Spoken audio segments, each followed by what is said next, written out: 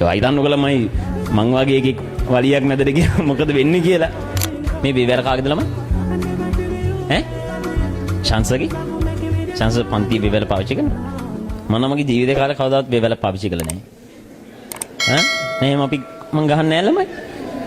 හැබැයි මට මේක මේ බේවැල දැක්කම මතක් වෙච්ච සිදුවීමක් කියන්න. මම ගියේ කහවත්තේ මේ සරසවිය කියලා පන්තික දැම්මම සාමාන්‍ය පෙළ පන්ති ගියේ. එහි ළමයි හිටියා මේ ගණිතය උගන්වන ගුරුවරයෙක් ලලිත්ගේ උඩවෙල කියලා. ලලිස්ස කියලා කියන්නේ එයා ගාව හැමදාම මේ වගේ බේවැලක් හැම වෙලෙම ළමයි ලලිස්ස ගණන් උගන්වන ලලිත්ගේ උඩවෙල අද නම් සර් නැති වෙලා මේ වෙදි නැති වෙලා සර්. මේ සර් ගාව තියෙනවා මේ වගේ බේවැලක්. එක දවසක් ළමයි මේ මායි අගින් අපි 3 දෙනෙක් තමයි මේ ගණන් පන්ති ගියේ. නිපුණ කියන කෙනාට මේ කොල්ලෝ ටිකක් ළමයි ගහන්න ඇවිල්ලා. දැන් ළමයි අපිට ගහ ගන්නත් බෑ. ඒ හිතන්නකො ළමයි මං වගේ එකෙක් වලියක් මැදට ගියා මොකද වෙන්නේ කියලා. අහන්න දෙයක් නැහැ නිතරින් එහාට. එහෙම ගහ ගන්න හරි අමාරුයි මට. රණ්ඩුව යන්න කලින් අපි ගිහලා ලලිස්සට කිව්වා. ඊට පස්සේ අපි දෙන්නවත් එක්කගෙන ආව ළමයි පහලට.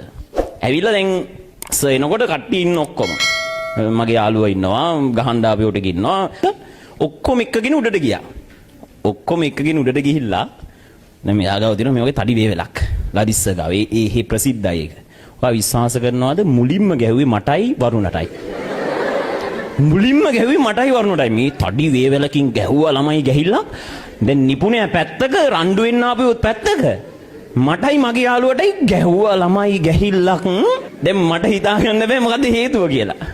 ළමයි අපි දෙන්නට ගැහුවේ මොකවත් නෙමෙයි. වලියක් ගැන කේලමක් කියන්න ආවට. ඒ කියන්නේ වලියක් තියෙනවා කියලා කේලමක් කියන්න ආවට තමයි අපි දෙන්නට ගැහුවේ.